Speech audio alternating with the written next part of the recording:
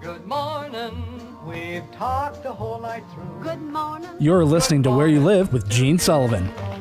Welcome back to Where You Live. I'm Gene Sullivan, broadcasting from the True North Painting Studios, brought to you by American Family Insurance, the Kim Bennett Agency, and Extreme Exteriors.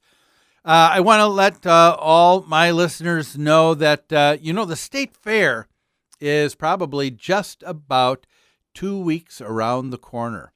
And I will be broadcasting a number of times out at the State Fair.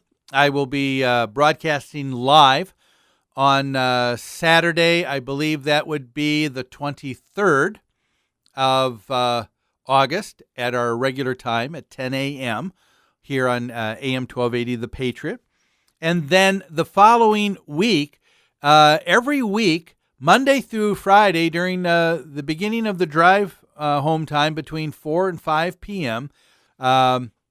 Medved has graciously allowed me to take the last hour of his show here in this area to be able to broadcast some special programs of Where You Live. So please come on out to the State Fair and join me and say hi. It's always a lot of fun to be able to connect with people that listen to the show.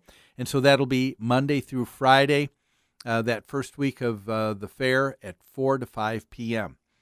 Well, let's go into a question from a listener.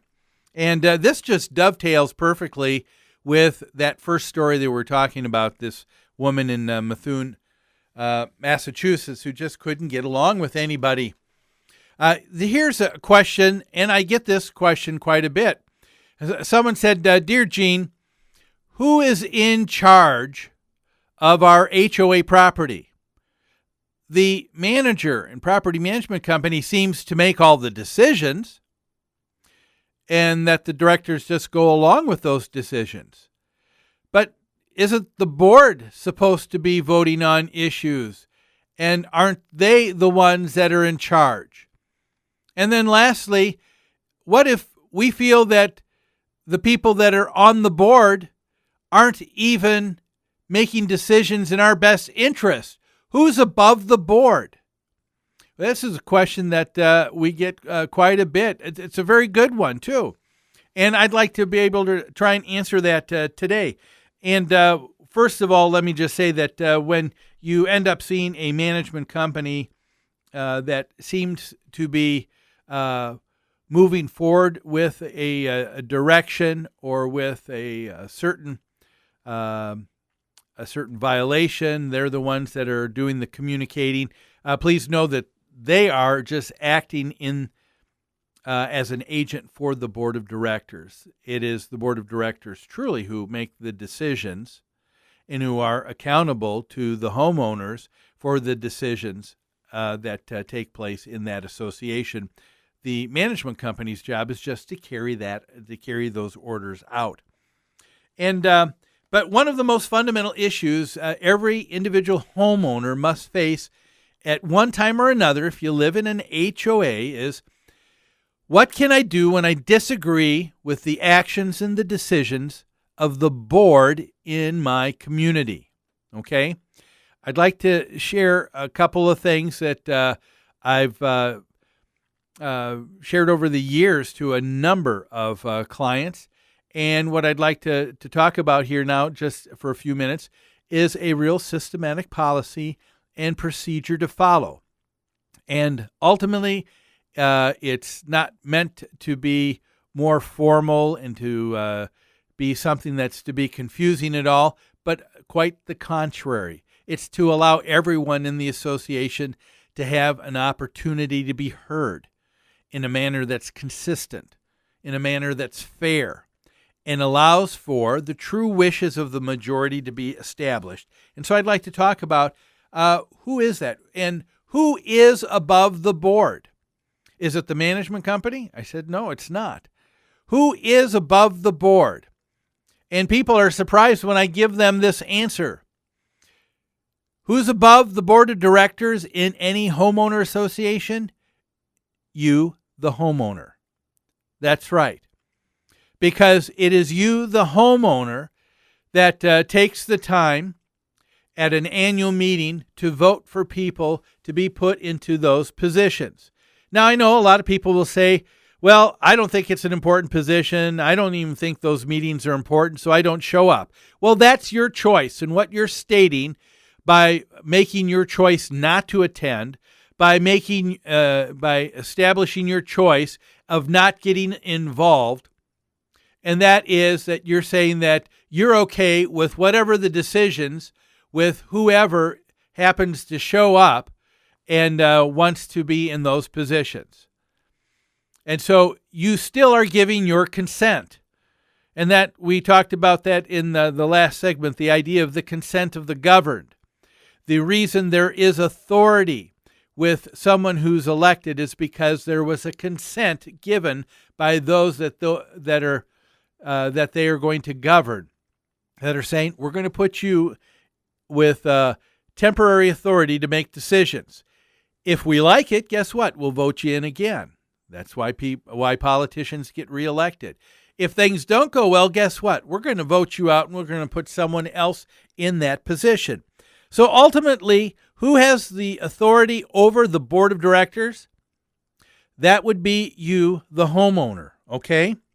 But what happens when the people that are assembled and are on the board of directors, and you want to do something, and so you get that letter from the homeowner association, and it says, we want you to, you did not ask for approval for an awning to be placed over your deck or patio in the back of your home, and we want to ask that you come to the next board meeting to talk to us about the issue, because if it doesn't get taken down in a certain period of time, we will end up having to fine you.